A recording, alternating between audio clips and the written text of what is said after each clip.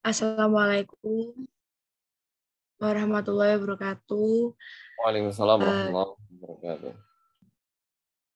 yang terhormat Bapak dosen dan teman-temanku semua.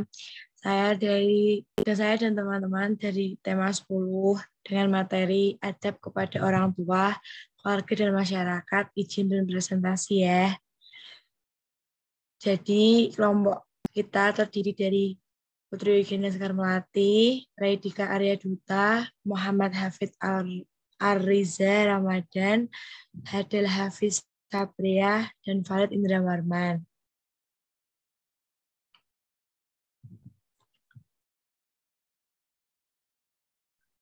Untuk yang pertama, pengertian adab. Dalam menjalani kehidupan, manusia tidak boleh bersikap semau-maunya karena yang harus diperhatikan saat melakukan segala sesuatu. Begitupun yang diajarkan dalam Islam, ada adab yang harus diikuti umat muslim.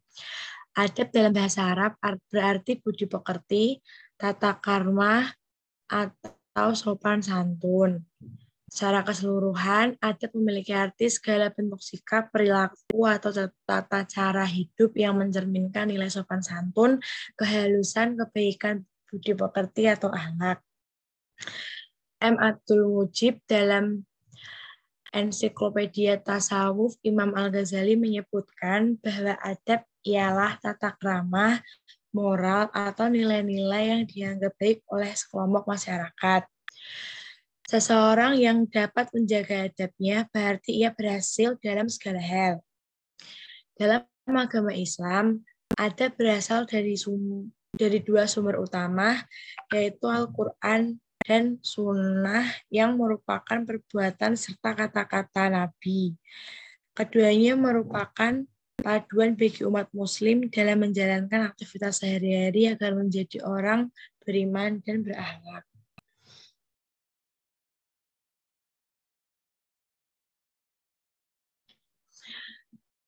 Adab kepada orang tua.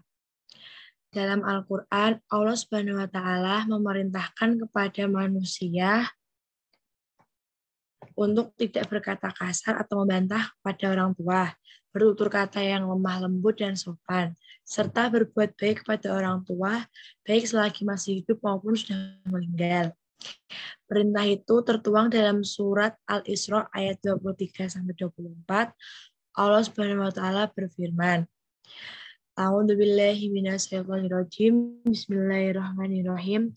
Wa qada rabbuka alla ta'budu illa iyyahu wa bil walidaini ihsanan imma yablughanna indakal kibaro ahaduhuma aw kilahuma fala taqullahuma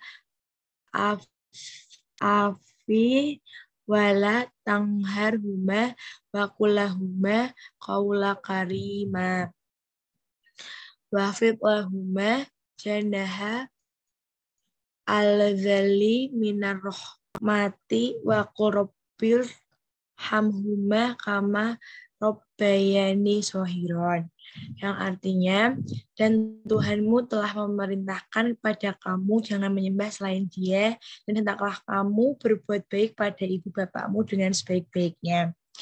Jika salah seorang di antara keduanya atau kedua-keduanya sampai berumur lanjut dalam pemeliharaanmu, maka sekali-kali janganlah kamu mengatakan kepada keduanya perkataan dan janganlah kamu membentak mereka, dan ucapkanlah kepada mereka perkataan yang mulia.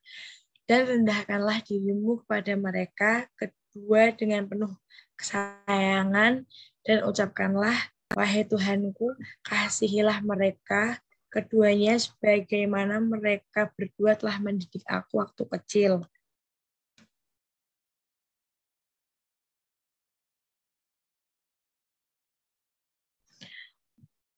Bentuk adab seorang anak pada orang tua menurut Imam Al-Ghazali, yang pertama mendengarkan kata-kata orang tua, yang kedua berdiri ketika orang tua berdiri, yang ketiga mematuhi perintah orang tua, Yang keempat, memenuhi panggilan orang tua. Yang kelima, merendah dengan penuh sayang dan tidak menyusahkan. Yang keenam, tidak mudah merasa capek dalam berbuat baik kepada orang tua. Yang ketujuh, tidak memandang dengan tatapan tajam. Yang kedelapan, berkata dengan nada lembut. Yang kesembilan, tidak duduk di depan orang tua saat mereka berdiri. Yang ke-10, selalu mendahulukan orang tua.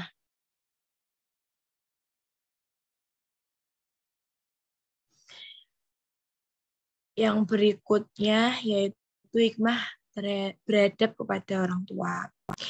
Yang pertama, berhikmah kepada orang tua itu merupakan amal yang paling utama. Yang kedua, mendapatkan keridhaan dari Allah. Yang ketiga, segala urusan akan dimudah oleh Allah. Yang keempat, dilapangkan rezekinya. Yang kelima, dimasukkan ke surga insya Allah. Firman Allah surat An-Nisa ayat 36. Wa'budullah wa la tusyriku bihi syai'a wa bil walidaini ihsana wa bidzil qurba wal yatama wal masakin wal jaridil qurba wal jaril junubi wasohibi bil janbi babni sabi wala malakat aimanukum innallaha la yuhibbu man kana mukhtalam fakhura. Artinya, sembahlah Allah dan janganlah kamu mempersekutukannya dengan sesuatu pun dan berbuatlah baik kepada kedua orang tua, ibu bapak, karib kerabat, anak-anak yatim, orang miskin, tetangga yang dekat dan tetangga yang jauh, dan teman sejawat, ibnu sabil dan hamba sahayamu. Sesungguhnya Allah tidak menyukai orang-orang yang sombong dan membangga-banggakan dirinya. Yang berikutnya, adab kepada masyarakat akan dibacakan dengan rekan saya, yaitu Hafid. Silahkan untuk Mas Hafid. Adab kepada masyarakat. Manusia adalah makhluk sosial, satu dengan lainnya saling bergantung dan membutuhkan. Seseorang akan merasa tentram bila hidup bersama makhluk sejenisnya dan akan merasa kesepian manakala hidup sendirian. Jika demikian keadaannya, maka mau tidak mau seseorang harus memiliki perangai yang baik dengannya akan terwujud keberlangsungan hidup yang baik di tengah-tengah masyarakatnya. Biasanya, orang menilai baik dan buruknya seseorang dengan melihat perilaku kesehariannya. Mereka tidak akan menaruh simpati kepada seseorang sedalam apapun ilmunya dan sebesar apapun ketaatannya, manakala akhlak yang mulia tidak bisa tercermin dalam kehidupannya.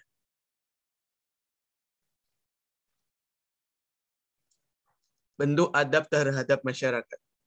Pertama, mendahului menyampaikan salam.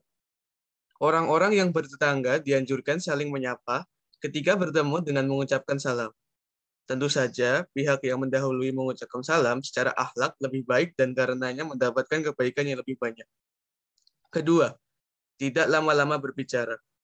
Hidup bertetangga tidak bisa lepas dari berbicara satu sama lain. Namun pembicaraan itu sebaiknya tidak kelewat lama. Hal ini demi kebaikan seperti menghindari gibah atau mengunjing pihak lain yang bisa menimbulkan fitnah dan sebagainya.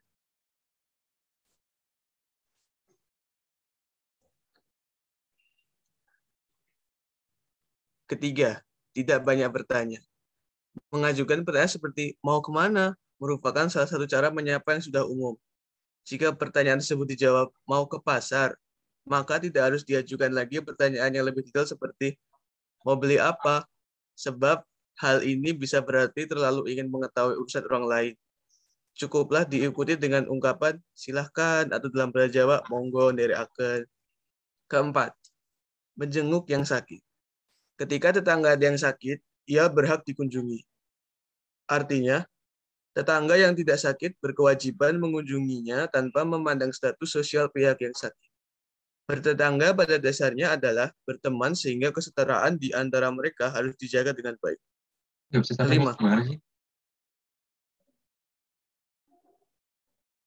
Kelima, berbela sungkawa kepada yang tertimpa musibah.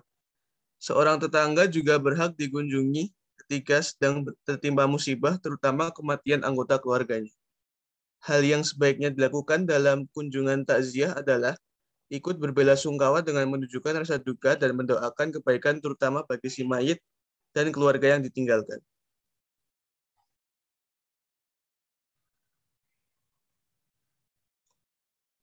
Hikmah beradab kepada masyarakat. 1. Hidup di masyarakat akan jauh lebih tenang dan tentram. 2. Minimalisir terjadinya perselisihan. 3. Mengurangi resiko iri dan dengki kepada masyarakat. 4. Terjalin silaturahmi yang positif. 5. Rasa betah tinggal di kalangan masyarakat. Untuk selanjutnya akan dibawakan oleh teman saya Reidika Aryaduta. Adab kepada keluarga.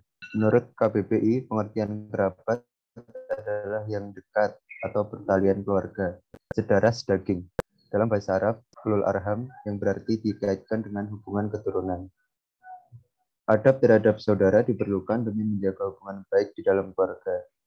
Keharmonisan pun bakal tercapai andai antara sesama saudara dapat menerapkan perilaku baik dalam menjalin hubungan tersebut. Dalam Islam, kekerabatan sebagai hubungan saling melengkapi atau mencukupi satu dengan lainnya. Yang kuat membantu yang lemah, dan kaya membantu yang miskin. Orang-orang yang mempunyai hubungan kerabat itu sebagiannya lebih berhak terhadap sesamanya daripada yang bukan kerabat. Terdapat dalam kitab Allah, Al-Anfal ayat 75. Bentuk adab terhadap keluarga.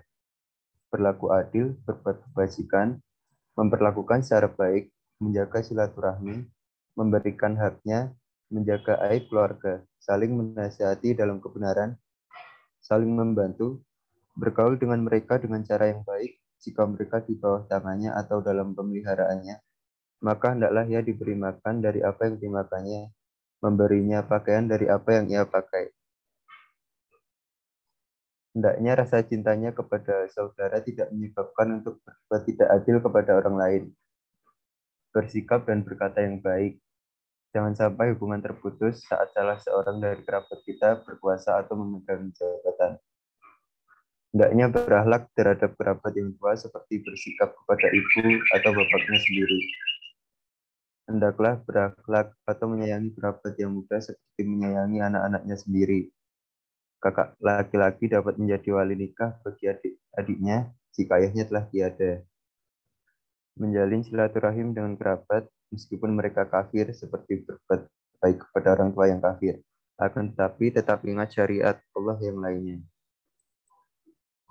Hikmah beradab kepada keluarga. Segala sesuatu yang dinamakan baik, maka akan menuai hasil yang baik pula. Beradab baik dan islami terhadap kerabat, maka mereka akan memperlakukan baik pula kepada kita. Hikmah beradab islami kepada kerabat antara lain, yang pertama dapat tercipta suasana kekeluargaan yang rukun dan damai. Kedua, selalu menjaga ajaran Allah Subhanahu wa Ta'ala dan Rasul-Nya dan mengamalkannya. Yang ketiga, terwujud lingkungan nyaman dan islami. Keempat, memperkecil adanya sifat suudzon antara saudara dan kerabat.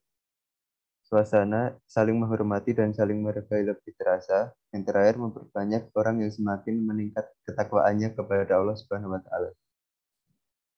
Terima kasih. Sekian dari presentasi tema 10. Bila ada pertanyaan, bisa disampaikan.